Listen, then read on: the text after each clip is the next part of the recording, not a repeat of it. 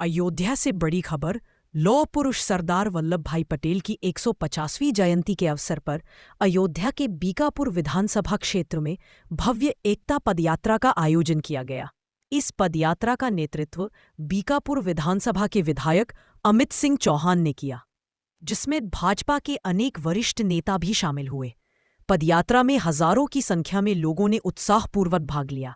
यह पदयात्रा वर्कशॉप से शुरू होकर सावित्री मैरिज लॉन तक पहुंची, जहां कार्यक्रम का समापन एक जनसभा के साथ हुआ।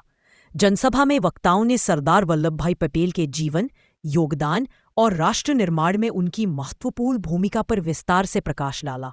साथ ही भाजपा नेताओं के भाषणों में विपक्ष पर भी तीखे प्रहार देखने को मिले। वर्कशॉप से शुरू होकर और सावित्री मैदान पे समापन हुआ और यहाँ पे एक जनसभा आयोजन किया गया। ये यात्रा अखंड भारत बनाने की यात्रा है।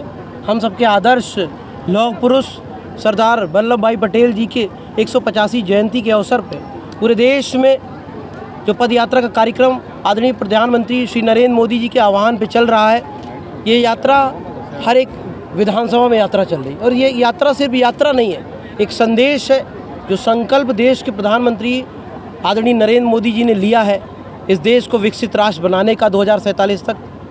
उस संकल्प में के तहत ये यात्रा का आयोजन किया गया। और जिस प्रकार 2014 से प्रधानमंत्री जी के नेतृत्व में देश का विकास किया जा रहा है, बिना जात देके, बिना धर्म देके, बिना मत मजहब देके, बिना संप्रदाय देके हर एक व्यक्ति को उसका अधिकार मिल रहा है। चाहे आवास हो, शौचालय हो, विद्युतीकरण की योजना हो, पेंशन की योजना हो, चाहे तमाम आपकी किसान सम्मान निधि की 2-2 हज़ार करके 3 किस्तों की बात कर लें। देश की सबसे बड़ी योजना, क्या कहें, विश्व की सबसे बड़ी योजना आयुष्मान भारत के तहत 6 लाख 5 लाख तक की मुफ्त चिकित्सा व्यवस्था की बात कर लें। ऐसी तमाम योजनाओं का जो आदरणीय प्रधानमंत्री जी के नेतृत्व में 2014 से निरंतर देशवासियों को लाभ मिल रहा है और हर एक व्यक्ति को लाभ मिल रहा है। इतना ही नहीं, उत्तर प्रदेश के मुखिया आदरणीय योगी जी ने इस देश में, इस प्रदेश में कानून का राज स्थापित किया गया है। पहले हमारी विधानसभा में चाहे भदरसा हो, चाहे शाहगंज में, उसमें 2017 के पहले दंगे होते थे। समाजवादी पार्टी की सरकार में दंगे होते थे, व्यापारियों की दुकानें लूटी जाती थी और उसके ऊपर व्यापारियों के ऊपर मुकदमे लिखे जाते थे। आज भारतीय जनता पार्टी की सरकार उत्तर प्रदेश में है।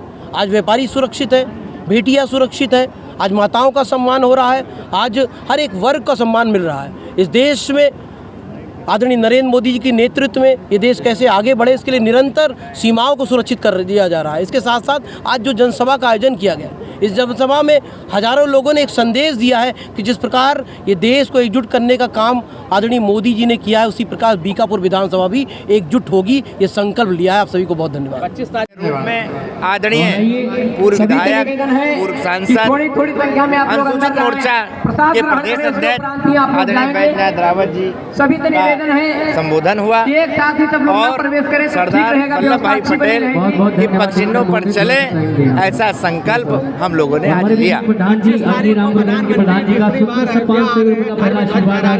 क्या तैयारी है आप लोग की? पूरी तैयारी है, पूरी तैयारी है। साहब की भी प्यार आएगा। एक बार इतिहास में फिर से नाम रखने जा रही है अयोध्या। 22 जनवरी को जिस तरीके से मनाया गया था, उसी तरीके से भव्य कार्यक्रम। भैया थोड़ी देर बैठ जाइए, इकट्ठे भोजन पर अयोध्या ऐतिहासिक नगरी है और हमेशा इतिहास लिखती है और मोदी जी इतिहास लिखने के लिए पैदा ही हुए हैं, तो ऐसे इतिहास लिखते रहेंगे। आपसे विनम्र निवेदन है, आप सहयोग। अरे बहुत लबालब हैं, बहुत खुश हैं हम लोग। आज लौह पुरुष सरदार वल्लभ भाई पटेल की 150वीं जयंती के अवसर पर उनकी जयंती पर एक यात्रा निकाली गई। प्रधानमंत्री मोदी जी ने तय किया है कि देश के जितने भी महापुरुष हैं, देश के लिए उन्होंने काम किया और राष्ट्रीय एकता अखंडता के लिए काम किया। वो सारे महापुरुष, चाहे भीमराव मित्र साहब हों, चाहे बिरसा मुंडा रहे हों और चाहे वीरांगना देवी रहे हों, चाहे सरदार वल्लभ पटेल, तमाम महापुरुष हुए जिन्होंने देश के लिए काम किया, आज़ादी की लड़ाई में रहे। उनकी जयंती व्यापक स्तर मनाई जाए, गांव-गांव तक पहुंचाया जाएगा और एकता के प्रतीक थे, इसलिए एकता यात्रा निकाली गई। तो आज 15 प्रांत थे, उस समय वोटिंग हुई थी कि किसको बनाया जाए, तो 12 लोग इनके पक्ष में थे और नहीं बनाया इनको। कूद गए अपना। ऐसे जैसे डॉक्टर भीमराव अम्बेडकर थे, 52 चुनाव लड़े तो 74,000 मत उनके अवैध करके तब इनको हराया था, 52 वाला 54 पे हराया। आज कहते हैं वोट चोरी हुई, तो बेईमानी उन्होंने शुरुआत की। और भारतीय जनता पार्टी के सरकार मोदी जी ने तो जो गरीब है, पिछड़ा है, दलित है, उसके लिए वो काम करते हैं, किसान के लिए काम करते हैं, तो आलोचना के लिए आलोचना करते हैं। और महापुरुषों को जो सम्मान मिलना चाहिए नहीं दिया गया।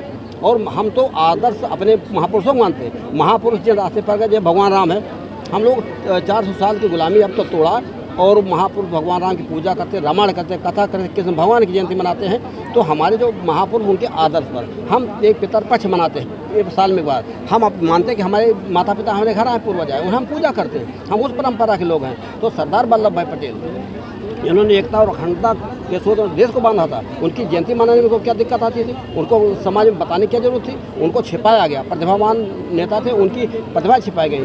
सरदार सुभाष चंद्र बोस, चंद्रशेखर आजाद, कहाँ इनकी बातें कही जाती? आज हमारे यहाँ 1857 गदर की नायिका रानी लक्ष्मीबाई की जयंती है, आज हम उन्हें नमन करते हैं। तो जहाँ जहाँ हम सब लोग महापुरुष हुए, देश के लिए काम किया, चाहे हमारे देवी देवता हों, चाहे हमारे पूर्वज रहे हों, हम उनका सम्मान जयंती मना